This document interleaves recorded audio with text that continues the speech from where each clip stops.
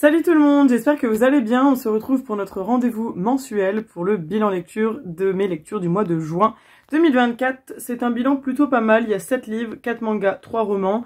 Donc je vais commencer avec les mangas, en général c'est ceux avec lesquels je commence puisque c'est le plus rapide à bilanter entre guillemets. J'ai lu 3 tomes du manga Echoes, donc ce sont les tomes 4, 5 et 6. C'est un manga que j'avais commencé il y a quelques années, j'avais acheté les 3 premiers tomes et je pense qu'en fait j'avais commencé ça avant Covid et je m'étais jamais rendu compte que je n'avais pas acheté la suite, ou alors du moins je pensais peut-être que c'était une trilogie, enfin bref. Et quand je suis passée dans le magasin, je me suis rendu compte qu'en fait il y en a 10 je crois. Et je me suis dit bah mince quand même t'as jamais terminé. Alors il faut savoir que Echoes c'est un manga que j'avais beaucoup aimé, qui a été écrit par Kei Sanbe, qui a aussi fait Le Berceau des Esprits et Erased que j'aime énormément. Donc je suis trop contente d'avoir continué. Alors sans trop spoiler, c'était l'histoire de 2 garçons qui ont été séparés quand ils étaient petits et en fait ils ont encore un lien même infime entre les deux, et celui qui n'a pas disparu entre guillemets essaie de retrouver la trace de l'autre. En gros c'est ça pour la grosse trame, et il se passe des trucs un peu dans le style policier, il y a des meurtres, des choses comme ça. Et de ce fait, on continue de suivre cette petite histoire entre ces deux frères. Donc j'aime beaucoup, beaucoup, beaucoup. J'ai hâte d'acheter la suite du manga parce que j'étais vraiment trop contente de retrouver cet univers qui est vraiment un univers qui me plaît beaucoup. Et en général, les mangas de Kei Sanbe, je les aime énormément. Erased, c'est un manga que je vous conseille qui est super. Si vous ne le connaissez pas, allez le lire ou le regarder en animé parce qu'il est vraiment chouette. Et c'est une histoire avec un retour dans le passé, c'est une histoire de faille temporelle plus ou moins. Donc vraiment sympa, donc ça c'est vraiment pas mal non plus, je vous les recommande. J'ai aussi trouvé, alors celui-ci je l'avais acheté au Geek Days dans un truc d'occasion. Donc c'est Death's Choice qui est le tome 1, donc apparemment c'est une trilogie, il y aura 3 tomes. Je n'ai lu que le premier, de ce fait il faut que je trouve les 2 autres. C'est vraiment pas mal du tout, ça s'inscrit un peu dans ce qui est King's Game, Battle Royale, etc. En fait, au début, on va commencer avec une histoire dans un lycée où il va y avoir un concours de popularité. Les garçons doivent voter, je crois, pour la plus belle fille. Je sais plus, où c'est l'inverse. Les filles pour les garçons, je sais plus. Et en fait, ils se rendent compte que la personne qui a le moins de votes va mourir. Et ainsi de suite. Tous les jours, il y a des votes, etc. Donc ça s'inscrit vraiment dans le style de King's Game, si vous connaissez, que j'avais adoré, que j'avais pas lu en manga, mais que j'avais lu seulement en roman, et c'était vraiment chouette. Donc ça s'inscrit dans le même style d'histoire. Donc si vous avez aimé, je pense que vous risquez d'aimer. Si vous aimez tout ce qui est style un peu vraiment seinen, un peu thriller, pas horreur parce que c'est pas non plus, enfin si c'est un peu gore parfois mais pas trop non plus. Donc je pense que ça peut vous plaire, j'ai vraiment aimé, et ça je compte bien acheter les 2 autres tomes parce que c'était une super histoire. Ouais, c'est écrit derrière, une série en 3 tomes. Donc j'étais bien contente d'avoir trouvé ce manga d'occasion. Ensuite, j'ai lu un roman de Karen Pont. Donc là, c'était un format poche. Tu as promis que tu vivrais pour moi. Et si on prenait le temps d'être heureux. Donc en fait, on va suivre l'histoire de Molly, qui est une femme d'une 30aine d'années qui perd sa meilleure amie Marie. En fait, elle est malade, donc elle va décéder. Et Marie demande à Molly de vivre pour elle deux. Donc elle lui fait promettre de vivre pour elle deux. Et donc Molly, suite au décès de sa meilleure amie, va être dévastée évidemment. Et elle va remettre en question plein de choses et faire complètement basculer sa vie. Elle va retrouver ses rêves d'enfant, etc., etc. Enfin voilà, c'est vraiment pas mal du tout. J'ai beaucoup aimé ce roman. Ça fait pas partie de ceux que je préfère chez Karen Pont, mais je l'ai lu avec plaisir et je pourrais le relire parce qu'il était vraiment chouette. Feel good et une belle histoire, une belle leçon de vie aussi, je trouve. Donc franchement, c'était un super livre. Ça y est, je pense que j'arrive enfin à terminer les livres de Karen Pont, donc ça c'est trop cool. Donc ouais, je vous le recommande. Si vous êtes habitué de mes bilans lecture, vous savez que je vous ai déjà parlé plusieurs fois de Karen Pont parce que c'est une auteure que j'aime beaucoup et que j'ai presque tous ses livres. Donc voilà, ça ne me déçoit pas du tout et c'est à la hauteur de mes exigences concernant Karen Pont, évidemment. Ensuite, j'ai lu un livre de Agnès Martin-Lugan qui était l'un des derniers que j'avais pas encore lu. Donc c'est La Déraison, donc ça c'est celui qui est sorti l'année dernière. Je crois il est 2022 ou 2023 celui-là. Et ben écoutez, c'est vraiment pas celui que j'ai préféré d'Agnès Martin-Lugan. Pourtant tous ces autres livres, en majorité je les ai aimés. Il y a que La Datcha que j'ai pas trop apprécié. Mais tous les autres livres je vous les ai présentés et je vous ai dit que je les avais aimés.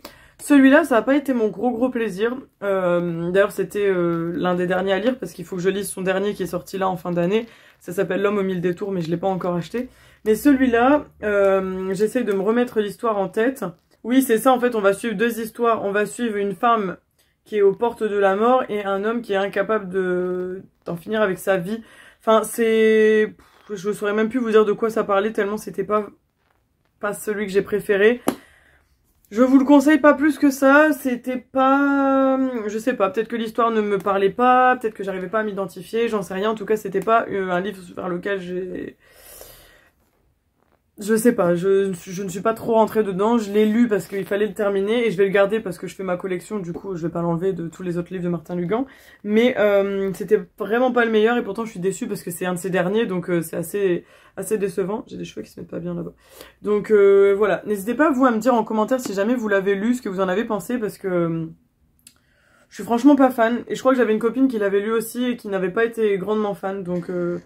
voilà, je peux vous lire la 4e de couverture si vous voulez parce qu'elle est pas longue.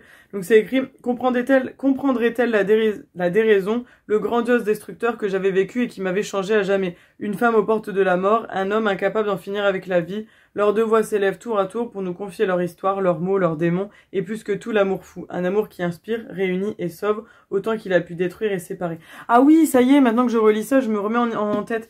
Oui, donc en fait, on a une vieille dame, en fait, on commence avec une vieille dame, c'est ça, je me remets l'histoire en tête, qui en fait est malade et elle est presque, voilà, elle est presque morte, entre guillemets.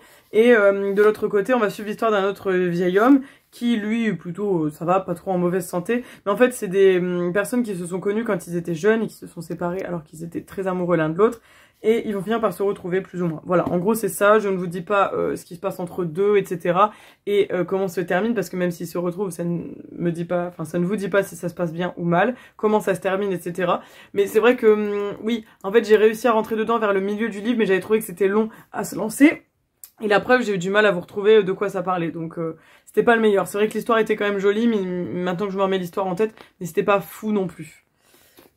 Voilà, et ensuite on termine avec Les Extraordinaires de Julien Sandrel. Alors là ça va vous faire rire parce que on a quand même enchaîné 3 romans de 3 auteurs dont je vous ai déjà parlé. Donc pareil, c'était l'avant-dernier livre de Julien Sandrel, il est sorti l'année dernière, je n'ai pas encore acheté son dernier livre, qui est Beaucoup d'amour et quelques cendres, je crois il est sorti il y a quelques mois. Donc ça c'était le dernier que j'avais pas encore lu de cet auteur, et pareil, ce n'est pas mon préféré, mais il était quand même chouette. Je pense que la couverture vous donne un petit indice, ça va se passer sur, dans l'espace, grosso modo. On va suivre l'histoire d'Anna qui, quand elle était petite, a toujours dit qu'elle serait astronaute et 40 ans plus tard, elle est médecin généraliste, etc. Mais elle va quand même se lancer dans ce rêve un peu fou de passer des sélections pour pouvoir être plus ou moins astronaute, etc., etc. Et en fait, on va suivre du coup toutes ces sélections, mais en parallèle, on va avoir aussi tout son questionnement, sa remise en question, parce qu'elle a grandi avec son père et sa mère n'était plus là, elle s'est suicidée et elle lui en veut beaucoup en fait. Et avec ce livre, parce que sa mère était astronaute, on va apprendre pas mal de choses sur la maman et la vérité sur la mort de la mère. Donc ça, c'est vrai que c'était cool. C'était pas le meilleur livre, mais il se laissait lire, il était quand même chouette, il était bien. Mais je trouve que j'ai lu des livres beaucoup mieux de cet auteur aussi. Encore une fois, peut-être que mes exigences sont un peu trop élevées maintenant que j'ai lu un peu tous leurs livres. Mais bon, il était quand même bien. Je vous le recommande, celui-là, contrairement à La Déraison où il était plus long à prendre en compte, celui-là, j'ai bien aimé. Il était plutôt pas mal. Voilà, voilà. Bah écoutez, sur ce bilan lecture n'était pas long du tout, je vois qu'on n'est même pas à 10 minutes de vidéo, bah écoutez, ça vous fera une vidéo pas trop longue. Donc j'espère que cette vidéo bilan lecture vous a plu, n'hésitez pas à me dire en commentaire ce que vous avez lu au mois de juin. Et ce que vous êtes en train de lire là en ce moment au mois de juillet. Moi je suis dans le tome 3 de Hadès et Perséphone. Donc vous l'aurez sûrement en bilan soit juillet soit août. Mais je pense que je vous ferai un bilan de mes lectures de l'été. Donc le bilan, vous n'aurez pas celui de juillet, vous aurez à la fin de l'été, juillet-août. Vous voyez, je vous ferai ça à la fin du mois d'août, début septembre. Je vous ferai le bilan de l'été. Comme ça au moins, parce qu'Hadès et Perséphone il fait quand même 500 pages. Donc je pense que je vais prendre un petit peu de temps pour le lire. Enfin bref, voilà, dites-moi en commentaire tout ce que vous avez lu, s'il y a un des livres dont je vous ai parlé aujourd'hui qui vous fait envie ou pas du tout, si ça vous a intrigué ou si vous en avez lu, etc., etc. Et n'hésitez pas, comme d'habitude, à me conseiller d'autres livres pour que je puisse agrandir ma collection et ma pile à lire. Et puis en attendant, je vous fais plein de gros bisous, prenez soin de vous et on se retrouve la semaine prochaine. Ciao ciao!